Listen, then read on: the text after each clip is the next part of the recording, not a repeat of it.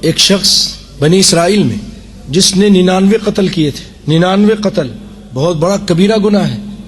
پھر اس کو احساس ہوا اپنے گناہ کا، اپنے ظلم کا، اپنی زیادتی کا، تو اس نے کہا چلو میں توبہ کرتا ہوں، کوئی اس کی تعلیم حاصل کرتا ہوں، پوچھتا ہوں کسی سے. وہ چلا گیا ایک عابد کے پاس. کدھر گیا؟ عابد کے پاس. ایک ہوتے ہیں عالم، ایک ہوتے ہیں عابد. عابد جو لوگ عبادت کرتے ہیں لیکن علم نہیں ہوتا، بعض کام وہ لوگ جہالت پر مبنی کرتے ہیں، شرک بھی کر جاتے ہیں، بدعت بھی کر جاتے ہیں، عابد ہوتے ہیں. جیسے آج بھی بہت سارے ہیں علم کے بغیر عبادت کر رہے ہیں. اب دیکھیں ان لوگوں کو تو بہت سارے وظائف کرتے ہیں جس کے اندر شرک ہے، بہت سارے بدعت کرتے ہیں، ہے عابد کیونکہ ان کو علم نہیں ہے.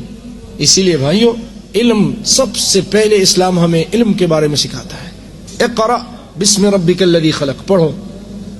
تو وہ چلا گیا عابد کے پاس، تو اس کو کہا کہ میں نے 99 قتل کیے ہیں، میری توبہ ہے. حدیث صحیح روایت ہے.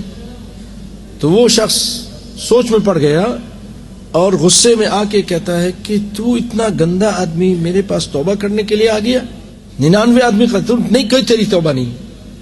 اللہ کی رحمت سے لوگوں کو نا امید کر رہا تھا، اس کو سمجھ نہیں آئی.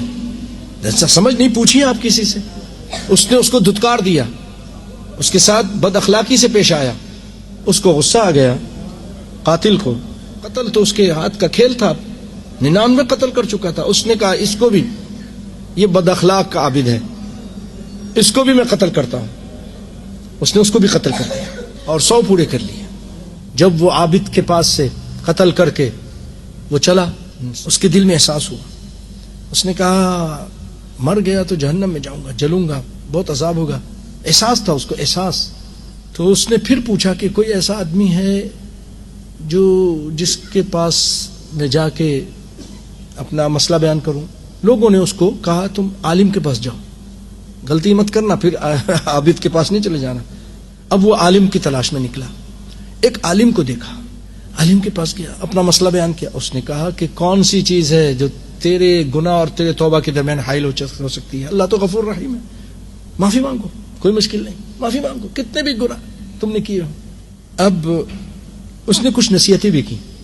اس نے کہا تم جو بستی میں رہتے ہو نا، اسی لیے ہمارے فارسی میں کہتے ہیں صحبت صالح تورا صالح کنند، صحبت طالح تورا طالح کنند. اچھوں کی محفل میں بیٹھو گے اچھے بنو گے، خرابوں کی محفل میں بیٹھو گے تو خراب بن جاؤ گے. ایسے ہی ہوتا ہے نا. اور آپ نے بھی فرمایا کہ المرء علی دین خلیلہ، آدمی اپنے دوست کے دین پر ہوتا ہے. فلینظر من یخالل، کس سے دوستی کر رہے ہو؟ اچھا دوست ہوگے تو تم اچھی بات سیکھو گے، خراب دوست ہوگے تو خراب باتیں سیکھو گے. تو اس نے بھی وہ بات کہی، بہت سمجھدار تھا وہ عالم. یہ ہوتے علماء ربانی. تو اس نے کہا اپنی جس جگہ تم رہتے ہو وہ لگتا اچھی جگہ نہیں ہے، وہاں بہت خراب لوگ رہتے ہیں. اتنے تم نے قتل کیے، کسی نے تم کو سمجھایا بھی نہیں، کسی نے تم کو نصیحت بھی نہیں کی، تم وہ بستی چھوڑ دو. کیا کروں پھر؟ فلاں جگہ چلے جاؤ، وہاں پر اچھی لوگ ہیں، موحدین لوگ ہیں، نیک صالح لوگ ہیں، ان کے ساتھ رہو اور اللہ کی عبادت کرو اور بخشش مانگو. یہ شخص وہاں سے چلا. راستے میں تھا کہ اس کی موت کا وقت قریب آ گیا. کسی کو نہیں پتا میری موت کا وقت کب شروع ہو جائے، کسی کو بھی نہیں پتا. ایک سانس آ رہا ہے، دوسرے کا بھی گارنٹی نہیں، کسی کے پاس نہیں ہے. تو پھر کیوں دیر کرتے ہیں ہم؟ کیوں اپنی اصلاح نہیں کرتے؟ اپنے معاملات کیوں نہیں صحیح کرتے؟ ظلم کے سارا مال رکھا بینک میں، زمینوں پہ قبضہ کیا بیٹھے ہیں، ایک سانس کا پتہ نہیں ہے. کیوں نہیں توبہ کرتے؟ اپنے گناہوں کو کیوں نہیں چھوڑتے؟ کب توبہ کریں گے؟ تو وہ ابھی راستے میں تھا کہ اس کی موت کا وقت شروع ہو گیا. فرشتے آ گئے، روح قبض کر لی، مر گیا. لیکن بعض روایتوں میں ہے کہ جب وہ مرنے لگا نا، اس کو ایک سچی لگن تھی، ایک جستجو تھی، توبہ کی سچی خواہش تھی.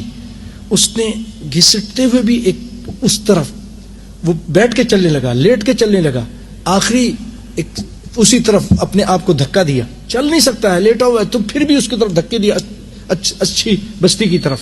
اللہ کو ادا پسند آ گئی، اس کا یہ چلنا پسند آ گیا. اب اللہ تعالیٰ نے فرشتوں کو بھیج دیا. عذاب کے فرشتے کہنے لگے اس نے 100 قتل کیے ہیں، یہ ہم لے کے جائیں گے، اس کو عذاب کریں گے، بہت بڑا قاتل ہے. رحمت کے فرشتے آ گئے کہ یہ جا تائبن، یہ تو توبہ کر کے آیا ہے. توبہ اللہ کی کتنی اہم چیز ہے. فرشتے آ گئے، توبہ کر کے آیا ہے. اب دونوں میں تکرار ہونے لگی. اللہ نے ایک فرشتے کو انسان کی صورت میں بھیجا، جاؤ فیصلہ کرو. فرشتے نے کیا کہا؟ دونوں کی باتیں سنی. اس نے کہا اچھا ایسا کرو اس زمین کو ناپو. مثلا یہ گندی بستی سے چل کر یہ ادھر پہنچا ہے, ابھی بستی یہ ادھر ہے, مکہ بستی ادھر ہے, اچھی والی بستی ہے, تو دیکھو یہ کدھر قریب ہے. اگر یہ مکہ کے قریب ہے, اچھی بستی کے قریب ہے, تو اس کو اچھے فرشتے لے جائیں. اور اگر یہ گندی بستی کے قریب ہے, کافروں اور زانیوں اور بدکرداروں والی بستی, اسی لیے اچھی بستیوں میں رہو, اچھے لوگوں کے ساتھ رہو, خراب بستیوں کو چھوڑو. اسی لیے آپ صلی اللہ علیہ وسلم نے فرمایا انا بریء ممن یسکن بین ظہرانی الکفر, جو کافروں کے درمیان رہتا ہے میں محمد مصطفیٰ اس سے بری ہوں. بڑے فائدے ہیں اچھی بستی میں رہنے کے. سنیں اور کیا فائدے ہیں. اب وہ فرشتے نے کہا ناپ لو. اب ناپنا شروع کیا. حدیث کے الفاظ ہیں کہ وہ گندی بستی کے قریب تھا, اچھی بستی دور تھی. لیکن بھائیو, رب العالمین جب بندہ سچے دل سے توبہ کرتا ہے, کائنات کے نظام کو بھی بدل دیتے ہیں. زمین کو کہا تو ادھر سے لمبی ہو جا, اور اچھی بستی کی طرف سے کہا تو کم ہو جا. من کان للہ کان اللہ لہ, جو سچے دل سے توبہ کرتا ہے اللہ کا ہوتا ہے, اللہ اس کا ہو جاتا ہے, اس کے معاملات صحیح کر دیتے ہیں, زمین کو آگے پیچھے کر دیتا ہے. کرتا ہے کہ نہیں کرتا؟ اللہ اکبر. تم اللہ کے بن جاؤ, اللہ تمہارا بن جائے گا.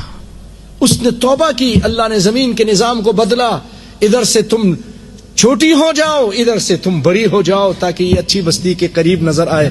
اور ناپا گیا تو ادھر سے قریب تھا, رحمت کے فرشتے اس کو لے گئے.